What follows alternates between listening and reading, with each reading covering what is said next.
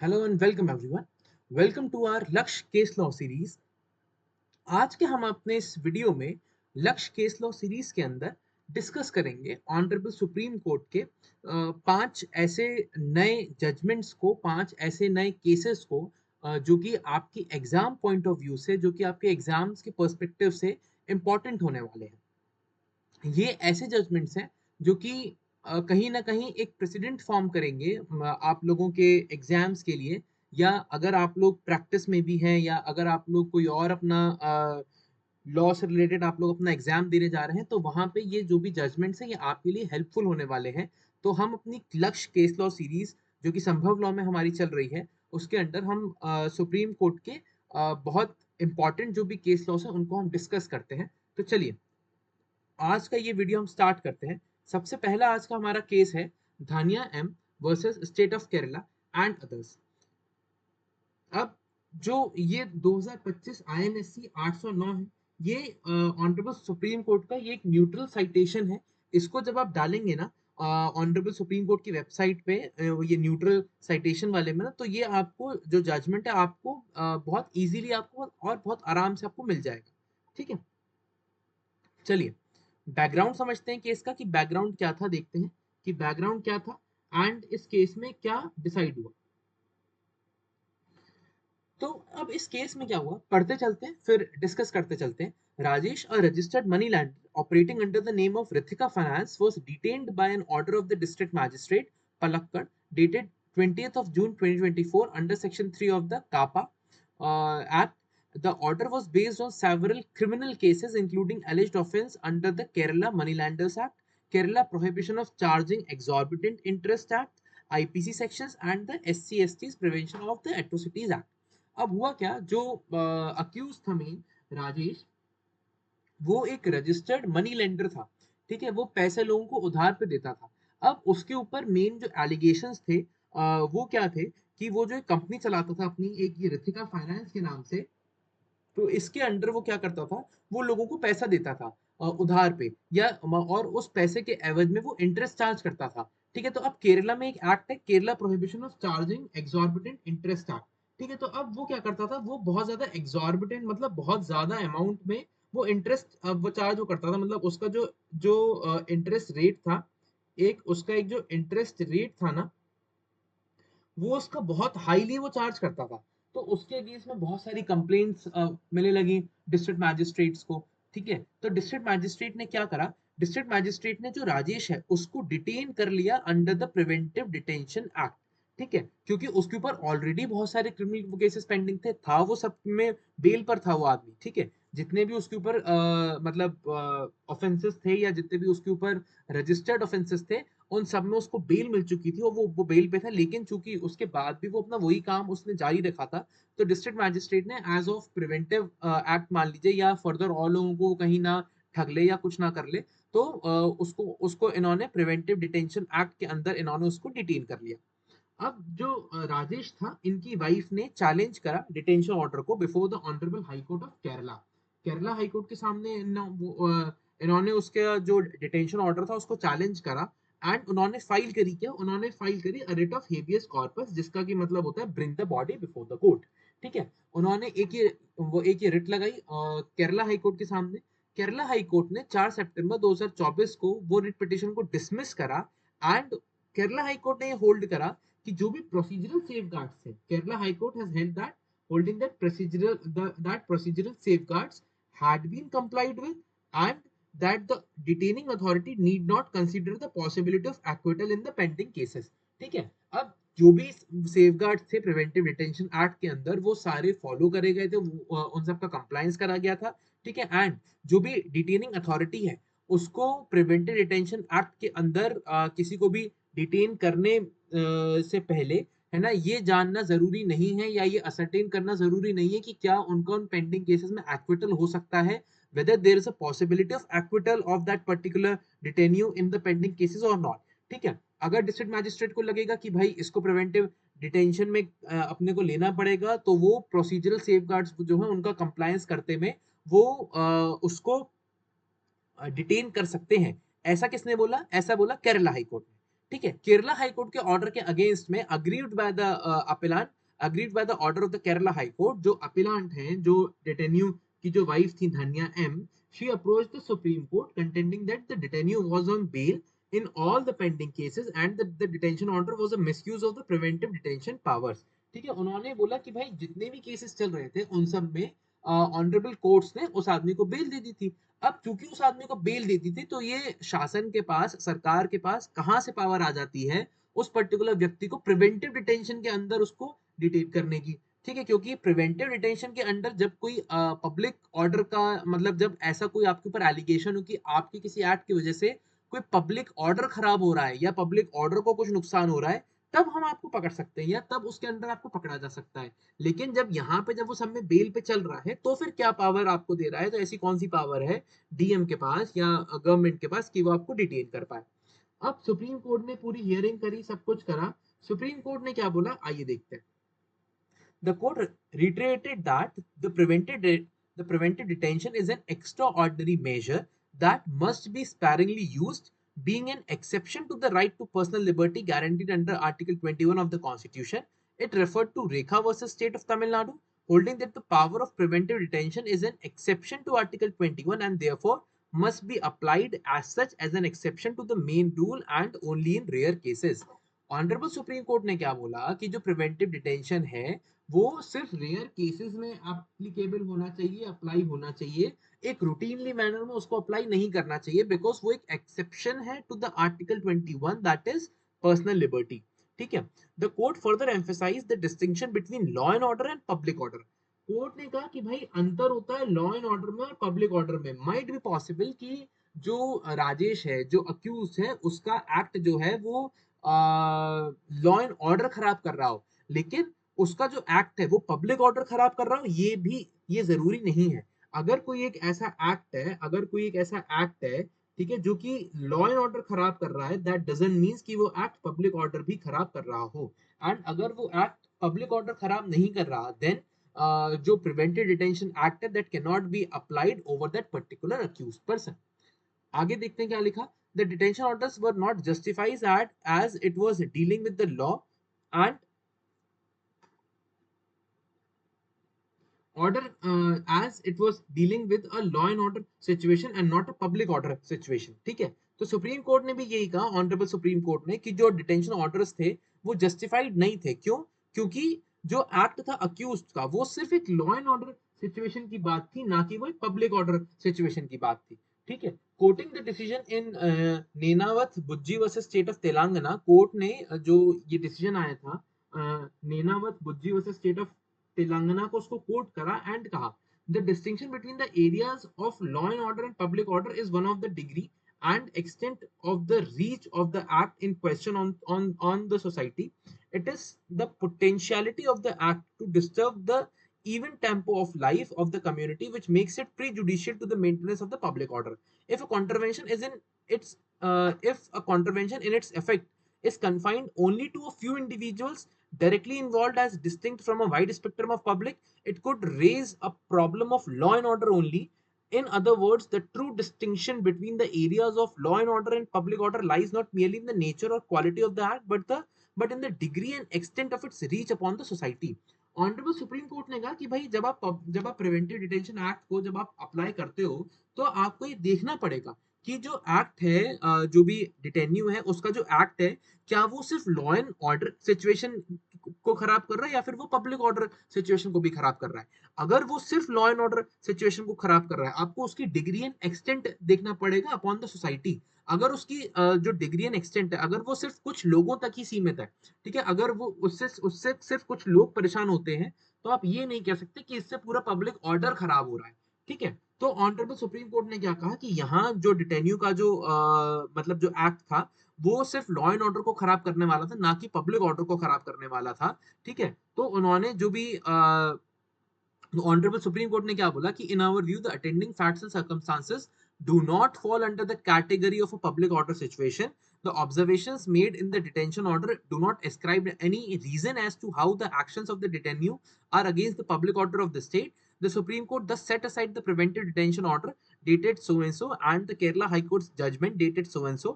The court observed that while the state could have moved to cancel the bail in pending cases, the use of preventive detention was unjustified. Honourable supreme court ने यहाँ एक बहुत अच्छी बात कह दी. Honourable supreme court ने कहा कि भाई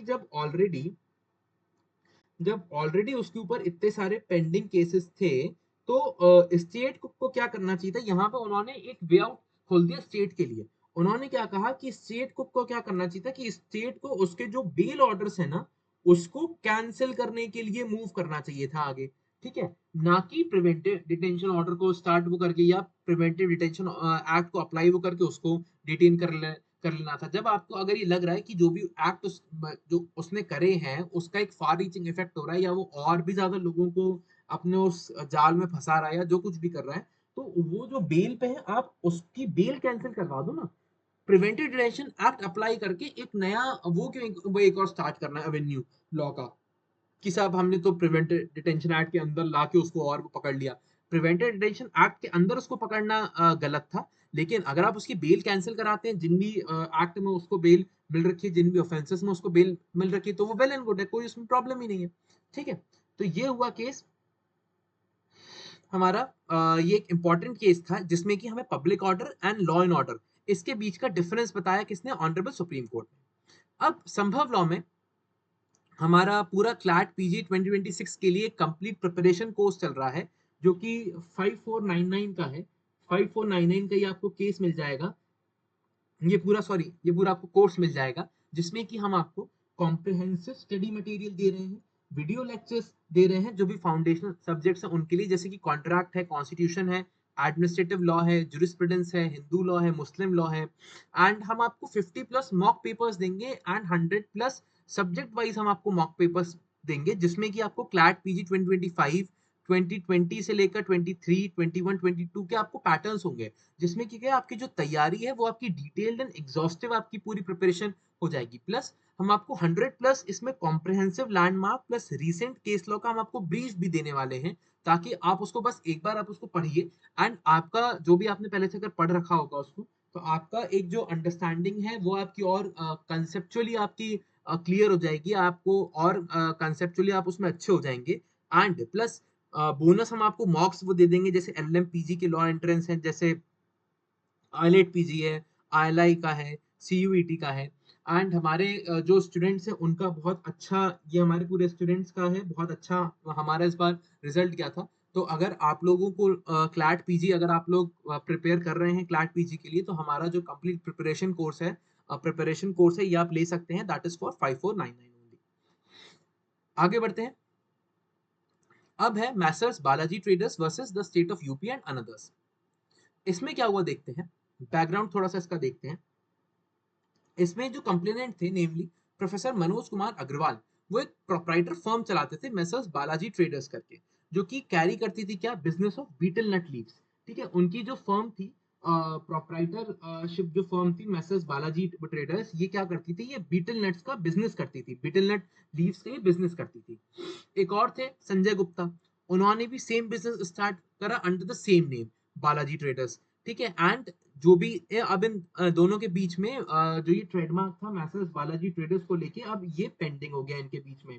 ठीक है, ये पेंडिंग हो गया, पेंडिंग लिटिगेशन अब ये हो गया कि भाई ये ट्रेडमार्क किसको अधिकार है ये ट्रेडमार्क को यूज करने का, एंड इसके ऊपर कॉपीराइट के इश्यूज स्टार्ट हो गए.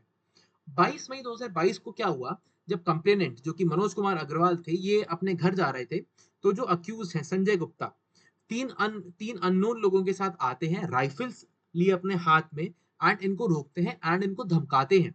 ठीक है, कि तुम अपना जो बीटल नट लीव्स का जो बिजनेस है तुम उसको अपना क्लोज कर दो, अपने बिजनेस को तुम क्लोज कर दो. ठीक है, फर्दर वो नहीं मानता है जो कंप्लेनेंट था, फिर वो फर्दर उसको थ्रेटन करते हैं, है ना. एंड वो ये कहते हैं कि अब अगर तुम्हें ये बिजनेस चलाना है तो फिर तुम्हें हमें 5 लाख रुपए देने पड़ेंगे पर मंथ, तभी हम तुम्हें ये जो बिजनेस है ये हम तुम्हें चलाने देंगे. कंप्लेनेंट जब इसको रिफ्यूज कर देता है, तो जो अक्यूज पर्सन होते हैं वो ना ही सिर्फ उसको मारते हैं, है ना, लेकिन उसको किडनैप करने की भी कोशिश करते हैं. ठीक है, अब इस पूरे इंसिडेंट के बाद जो कंप्लेनेंट है वो पुलिस के पास जाता है, एफआईआर लॉन्च कराने की कोशिश वो करता है, लेकिन पुलिस उसकी एफआईआर लॉन्च करने से मना कर देती है. देन अब जब एफआईआर लॉन्च करने से जब मना हो जाती है, तब आप 156(3) में आप कोर्ट जा सकते हो. जब कोर्ट से भी जब एफआईआर जब हो जाने को जब जब मना हो जाती है, ठीक है, तब फिर आप क्या करते हैं, तब फिर आप सीधे आप एक कंप्लेंट केस फाइल करते हैं बिफोर द मैजिस्ट्रेट कोर्ट, है ना, कि साहब मेरे साथ ये एक्ट हुआ है एंड मेरी कंप्लेंट पे इसका कॉग्निजेंस लिया जाए एंड जो भी दोषी हैं उनके विरुद्ध कार्रवाई करी जाए, उनके विरुद्ध एक क्रिमिनल ट्रायल जो है वो इंस्टीट्यूट करा जाए। ठीक है, तो जब उनकी एफआईआर जब नहीं होती है देन फिर 200 under section 200 of the CrPC criminal complaint file होती है ना, एंड एक रेगुलर क्रिमिनल ट्रायल जो है वो स्टार्ट होता है। अब देखते हैं, क्रिमिनल ट्रायल स्टार्ट हो चुका होता है, अब जो अक्यूज पर्सन है वो इस एक्ट से, वो मैजिस्ट्रेट कोर्ट के इस एक्ट से कि उन्होंने उसकी कंप्लेंट को एडमिट कर लिया, अप्रोच वो जाते हैं कहाँ पे, before the Allahabad high court, and वो फाइल करते हैं एक miscellaneous application under section 482 CrPC, किसके लिए, for quashing of the summoning order dated so and so, summoning order को क्वैश करने के लिए वो फाइल करते हैं। अब जो हाई कोर्ट है, while referring to various judicial pronouncements, observe क्या करता है honourable high court, that to make out a case of extortion, one of the essential ingredients is to deliver any property or valuable security under threat by the complainant to the accused, and that such ingredient was missing in the instant case as no money was handed over to the accused person.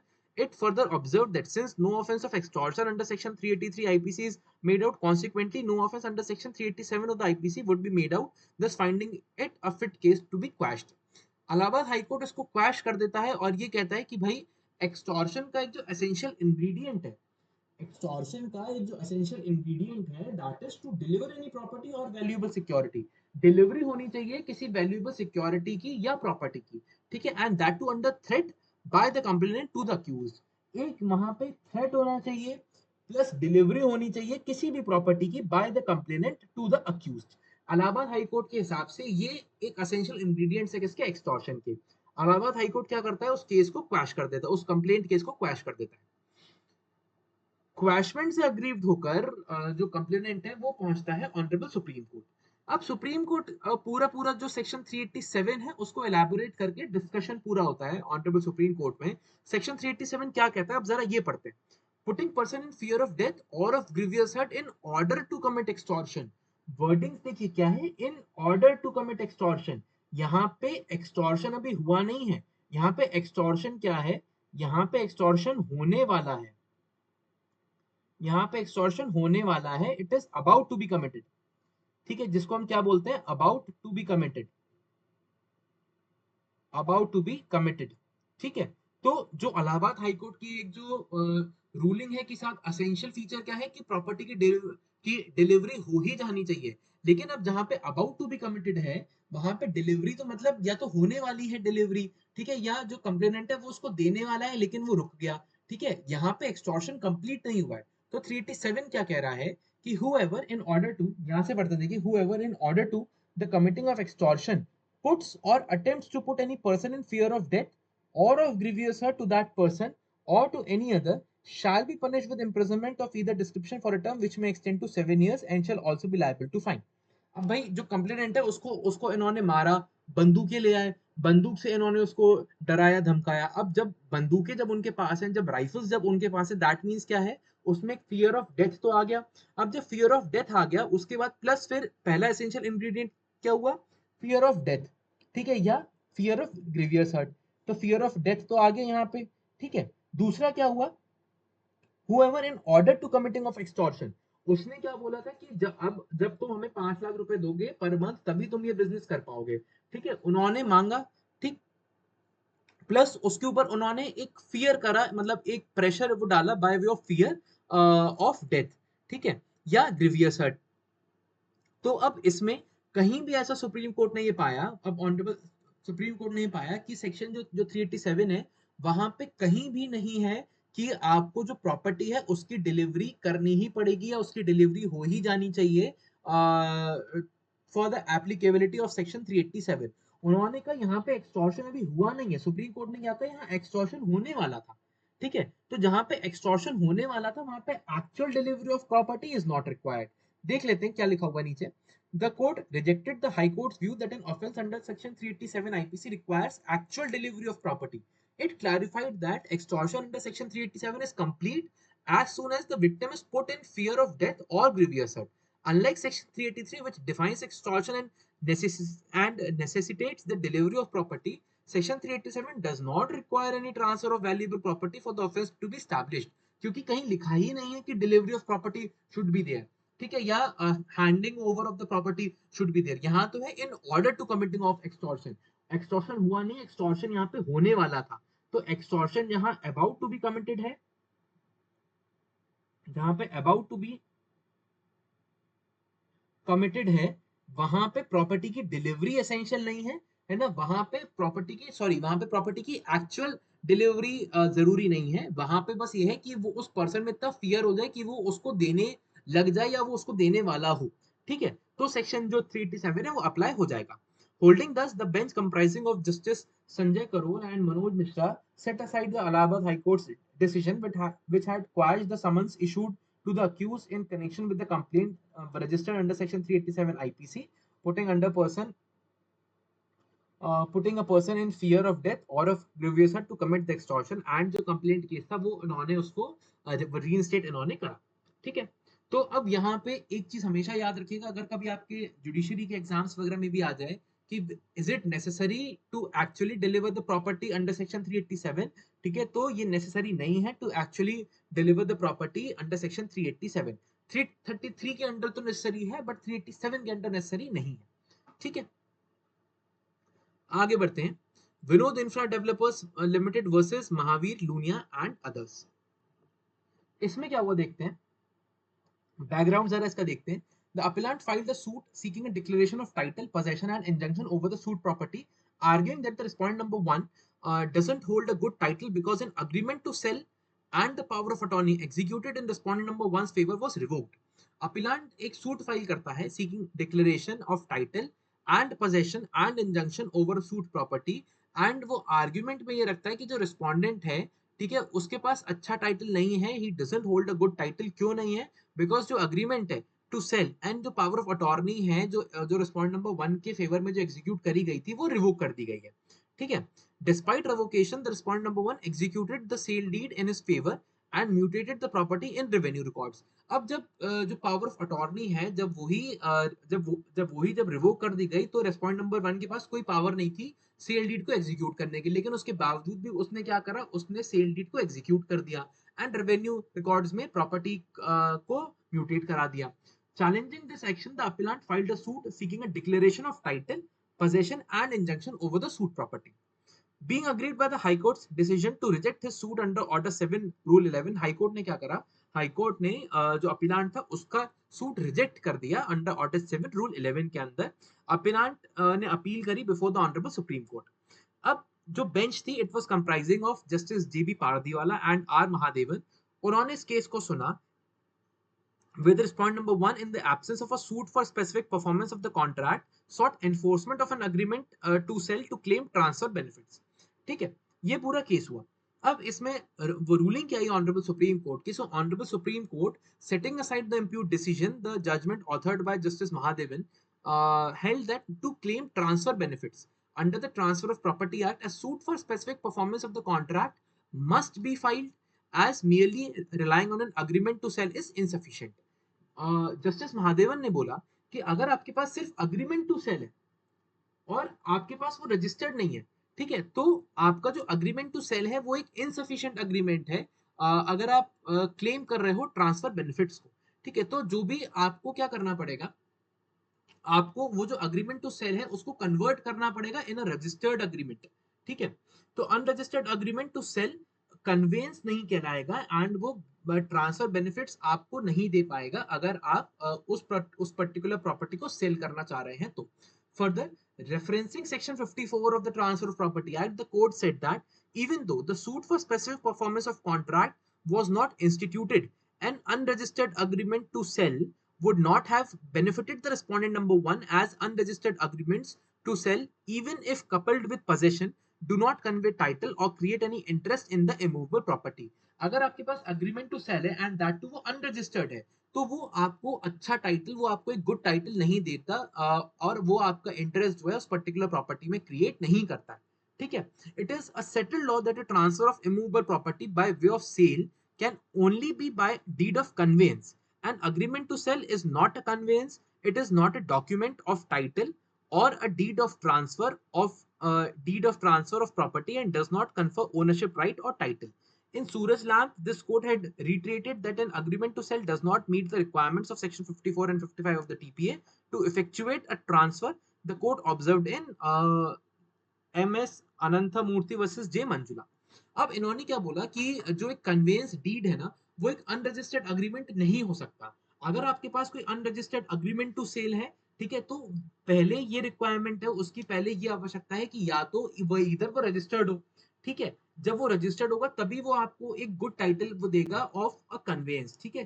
तभी जो वो deed है वो convince deed मानी जाएगी, otherwise वो जो deed है वो कन्वेंस डीड नहीं मानी जाएगी एंड आप उस पर्टिकुलर प्रॉपर्टी को ट्रांसफर नहीं कर सकते एंड आप उसमें आप अपना जो राइट है वो आप क्लेम नहीं कर सकते. Accordingly, it is abundantly clear that the unregistered agreement to sell dated so and so cannot under any circumstance create or convey any right, title or interest in favor of respondent number 1 under section 54 of the Transfer of Property Act 1882. The subsequent revocation of authority further nullifies any claim to title based on such document, the court observed applying the aforesaid law. ठीक है, आगे बढ़ते हैं. फिर है हमारा जो next case है, दैट इज नंदिनी सुंदर and others versus state of Chhattisgarh. इसमें क्या हुआ, इसका ब्रीफ फैक्ट्स मैं आपको ऐसे ही बता दूं. इसमें क्या हुआ, इसमें स्टेट ऑफ छत्तीसगढ़ में जब 2007 की बात है शायद, बहुत ज्यादा जब माओइस्ट एक्टिविटीज जब बढ़ गई थी, दंतेवाड़ा में वो के जो भी विक्टिम्स थे उनकी रिहैबिलिटेशन की जो बात चल रही थी, तो ऑनरेबल सुप्रीम कोर्ट ने क्या करा था, बहुत सारे डायरेक्शंस इशू करे थे to the state of Chhattisgarh की भाई रिहैबिलिटेशन कैसे होना चाहिए विक्टिम्स ऑफ दंतेवाड़ा का. माओइस्ट एक्टिविटीज के रेस्पेक्ट में बहुत सारे डायरेक्शंस वो इशू वो करे गए थे, ठीक है. एंड जो भी विक्टिम्स है इंसर्जेंसी के या क्रिमिनल एक्टिविटीज के, उनके रेस्पेक्ट में बहुत सारे डायरेक्शंस जो है वो ऑनरेबल सुप्रीम कोर्ट ने इशू करे थे to the state of Chhattisgarh. अब हुआ क्या, स्टेट ऑफ छत्तीसगढ़ ने उस दौरान मतलब जो भी डायरेक्शंस इशू हुए थे वो इशू हो जाने के बाद उन्होंने क्या करा, बहुत सारी पॉलिसीज लाए, बहुत सारे उन्होंने अदर लॉज को फ्रेम करा, इनैक्ट करा, जिसका इफेक्ट क्या हुआ कि उसका इफेक्ट ये हुआ कि सुप्रीम कोर्ट के द्वारा जो डायरेक्शंस जो इशू करे गए थे कहीं ना कहीं वो ओवरटर्न हो गए, ठीक है. जो जजमेंट था ओवरटर्न का या जो डायरेक्शंस थे सुप्रीम कोर्ट के वो ओवरटर्न हो गए छत्तीसगढ़ के नए एक्ट से एंड नई पॉलिसीज थे, ठीक है. तो इसके अगेंस्ट में जो पिटिशनर्स थे वो सुप्रीम कोर्ट पहुंचे कि साहब स्टेट ऑफ छत्तीसगढ़ ने नया लॉ बनाया है जिसकी वजह से आपका जो जजमेंट है वो ओवरटर्न हो गया है, वो ओवर रूल हो गया है, तो इनके अगेंस्ट में कंटेम्प्ट ऑफ कोर्ट की कार्रवाई करी जाए, ठीक है. ये पूरा मैटर हुआ, ठीक.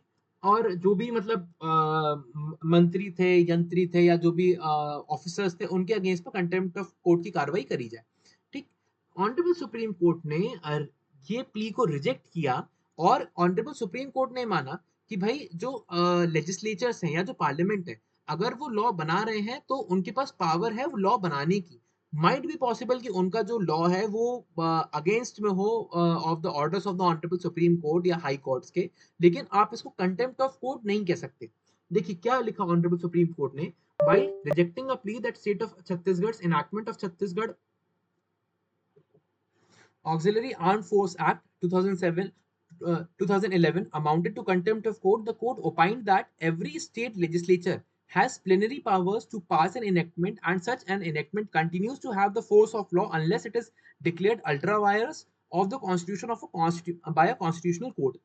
ऑनरेबल सुप्रीम कोर्ट ने बोला कि भाई हमारे पास ये इतनी पावर मतलब जो स्टेट लेजिस्लेचर है या जो पार्लियामेंट है, ठीक है, ये उसकी अथॉरिटी में है एंड उसके पास पावर है कोई भी लॉ को इनैक्ट करने की, ठीक है. एंड अगर कोई भी लॉ स्टेट लेजिस्लेचर ने बनाया या पार्लियामेंट ने बनाया तो उसके पास एक फोर्स ऑफ लॉ है अनटिल अनलेस वो डिक्लेयर करा जाए ultra vires by the constitutional court, ठीक है. While courts can address interpretative doubts and questions regarding validity of such enactments, the interpretative power of a constitutional court does not contemplate a situation of declaring exercise of legislative functions and passing of an enactment as an instance of a contempt of court.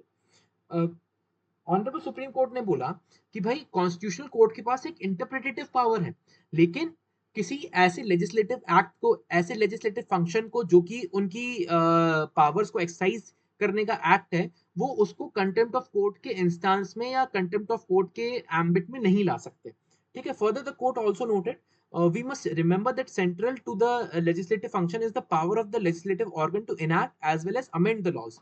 any law made by the parliament or a state legislature cannot be held to be an act of contempt of court, including this court, for simply making a law. Honourable supreme court ने बोला कि कोई भी act, चाहे parliament का हो चाहे state legislature का हो, वो कंटेम्प्ट ऑफ कोर्ट एक्ट नहीं, वो कंटेम्प्ट ऑफ कोर्ट नहीं कहा जा सकता। सिंपली अगर वो कोई लॉ बना रहे हैं तो उस एक्ट को कंटेम्प्ट ऑफ कोर्ट नहीं कह सकते, ये उनकी पावर में है। एंड अगर हमें लगेगा कि भाई ये हमने जो ऑर्डर्स जो करे थे या हमारे जो डायरेक्शंस थे ये उसके अगेंस्ट में है, ठीक है, तो हमें पहले ये देखना पड़ेगा कि क्या ये कॉन्स्टिट्यूशन के अल्ट्रा वायरस है या नहीं है।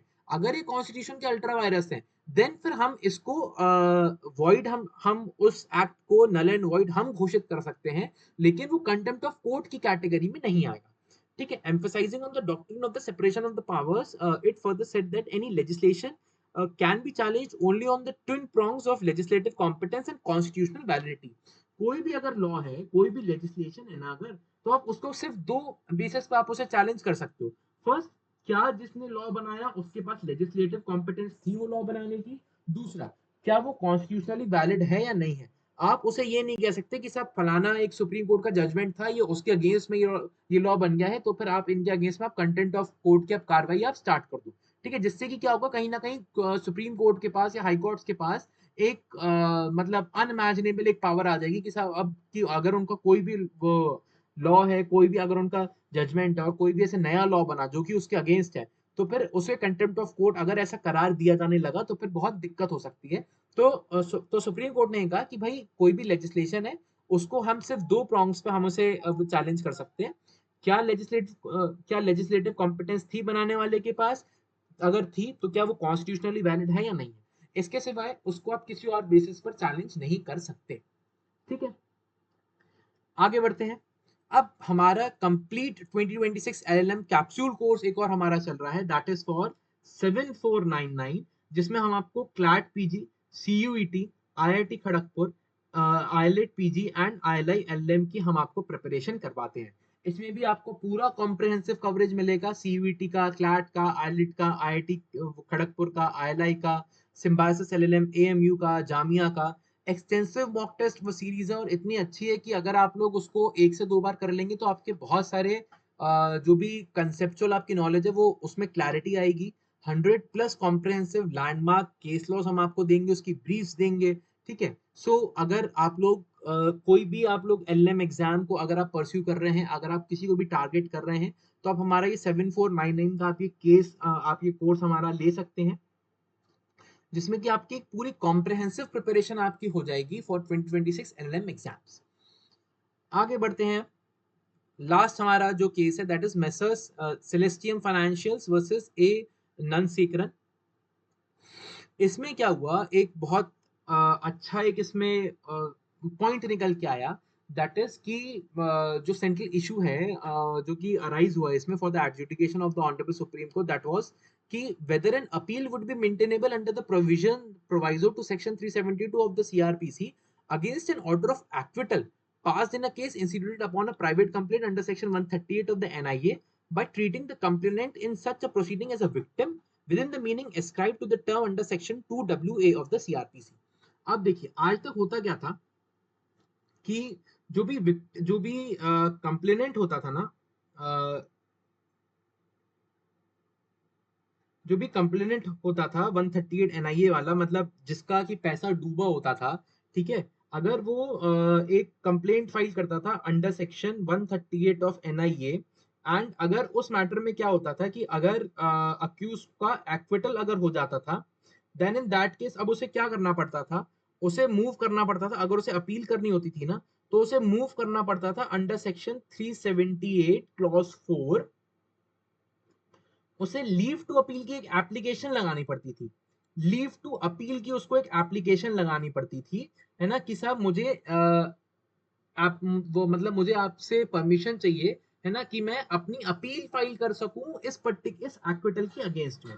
ठीक है, अब ऑनरेबल सुप्रीम कोर्ट ने क्या कहा, सुप्रीम कोर्ट ने कहा कि भाई लीव टू अपील की एप्लीकेशन फाइल करने की अब आपको जरूरत ही नहीं है।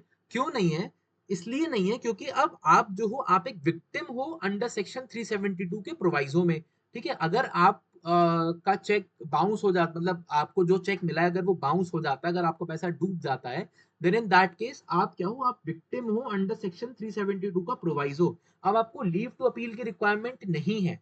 अब क्या है, अब आपका एज ऑफ राइट आप क्या कर सकते हो, आप डायरेक्ट आप क्या कर सकते हो, आप अपील फाइल कर सकते हो against order of acquittal under section 372, क्योंकि आप उसमें क्या हो, आप विक्टिम हो और आप सेक्शन 2WA के एम्बिट में आप आते हो एंड आप विक्टिम हो, तो आपके पास अब ये डायरेक्ट अधिकार है अपील फाइल करने का।